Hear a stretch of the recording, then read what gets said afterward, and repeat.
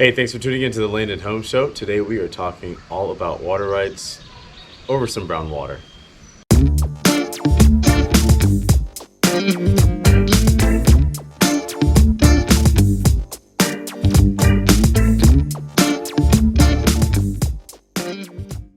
Hi, I'm Stephen J.B. Davis, your land specialist and residential realtor here in Central Kentucky and beyond.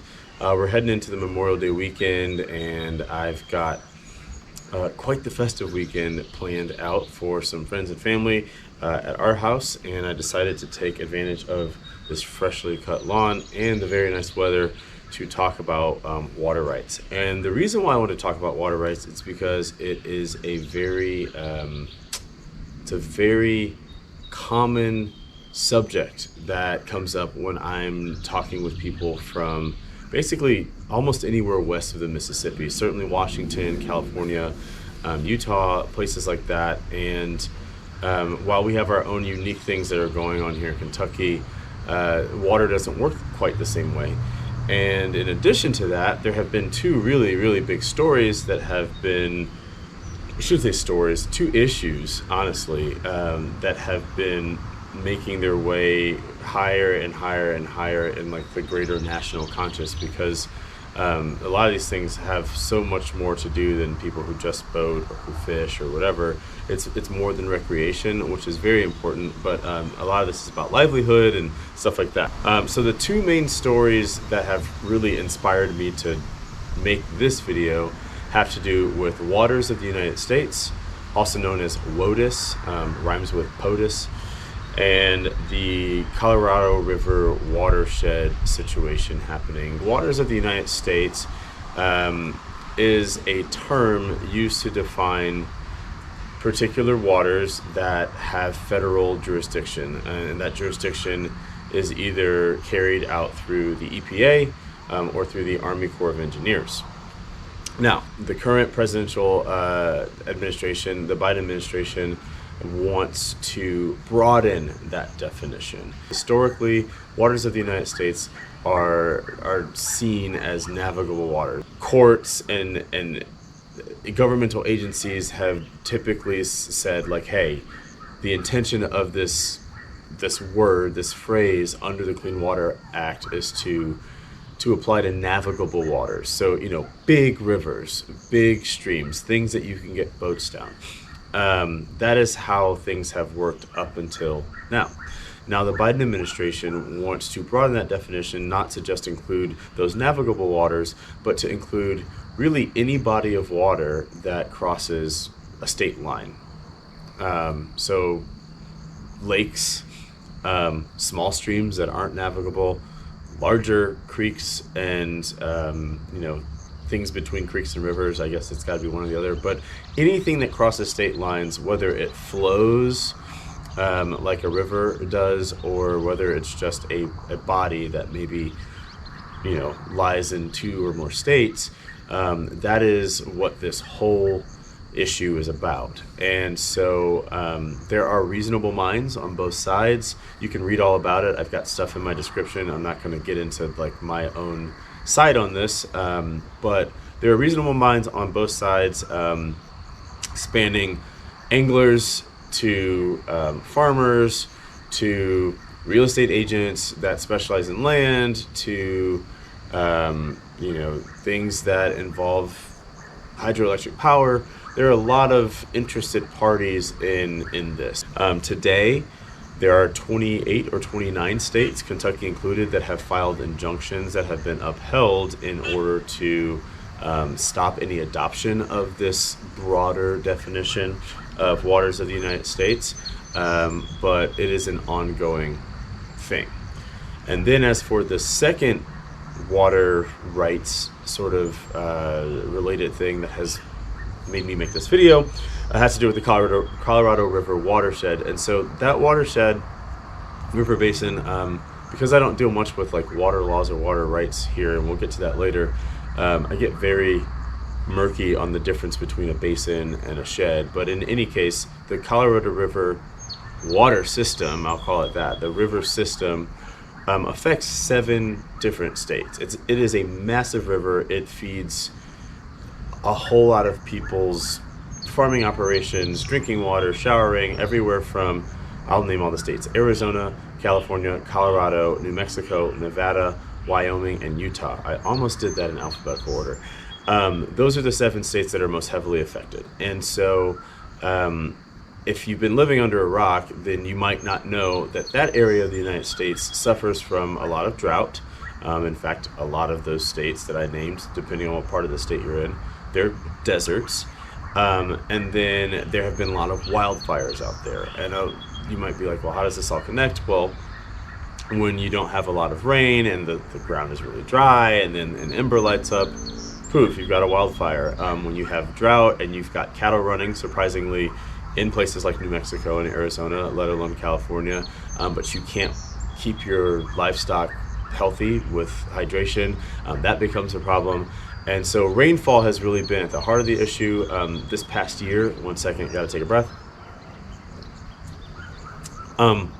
This past year, or winter I should say, there has been so much snow in the higher elevations of a lot of these states and in the mountain systems that the mountain runoff comes down into. This has kind of been like kind of a freaky year, but in general there have been very intense water laws, how you can capture it, who can use it, can you catch it on your roof, is that illegal, is that not illegal? Like every state kind of has different things, and it has driven a wedge between the communities that need these waters for various reasons, like I've outlined before, and the overlying, federal government agencies who maintain who and when and how people can use that water. And so that's been a big story. At the end of the day, where that is winding up is there has been a settlement reached rather than going to a Supreme Court. I would imagine that's a Supreme Court issue. But there's a settlement. It'll last for 2 years. It looks like Arizona is taking the majority of the burden for the water reduction that has been agreed to. There's been a 13% water reduction agreement between the states involved, which is a lot of water to reduce. And we'll see how that plays out. It's not all final. The devil's in the details. Depending on what farmer you talk to or what homeowner or apartment complex owner you talk to and where they live, they may all have differing opinions and reasoned ones. So that's a tough one. And basically I decided to talk about water rights because of these 2 things. I wanted to talk about this specifically because it's one of the first questions I get from agricultural people out west that are maybe smaller scale but looking to move here to start a farming operation. They say, well, what about water rights? And so I want to talk about the difference now, and then we'll get into some of the personal, or rather unique, challenges that we have with water here in Kentucky. Okay, so water rights. If you're from the West or Western United States, even as far east as Texas, you're very aware that water rights are a thing. How you use it, when you use it, and the purpose that you're using it for all matter. And those 3 things really add up to what you'd call, prior appropriation. I was going to say appropriation, but it's prior appropriation doctrine. And so again, that's a purpose of use, when you're using it, and how you're using it. Those 3 things add up to a very long flow chart of who gets rights over whom and all of that kind of stuff. But you have to buy a permit for water rights in states like this. Sometimes the groundwater rights can be even more complicated. So what I'm talking about with most water rights has to deal with the water that falls from the sky, water that moves certainly, and then it, depending on the state again, things get to be a lot hairier. Like if there's heavy droughts, there might be more intense groundwater laws, but like water rights everywhere you look. Like there's all these different rights about how, when, and in what way. How, when, and in what way you're using the water. It's been a long day. Anyway, that's how water rights work there. Very, very intense stuff. Here in Kentucky and most if not all, of the eastern United States. And when I say west versus east, I'm really delineating between places that are west of the Mississippi and places that are east of the Mississippi. But here, east of the Mississippi, we have riparian rights doctrine. And so that essentially just says that if you have moving water on your property or bordering your property, you have a right to use it, so long as you're not negatively affecting anyone downstream of you. So an example of that would be like dumping waste into the water. Can't do that. You can't dam up the water and stop that flow into places downstream. So that's pretty much the gist of riparian water riparian water rights doctrine. No permits needed. It's a right. It's a thing that you have. I don't know if it's inalienable. Now we're starting to get very constitutional, but it is something that you don't have to buy. It's not anything that you have to exercise or apply for. It's just your right to use the water. Groundwater wise, there are no serious laws around groundwater. You can dig a well, you can use water from a lake. Those would be littoral rights.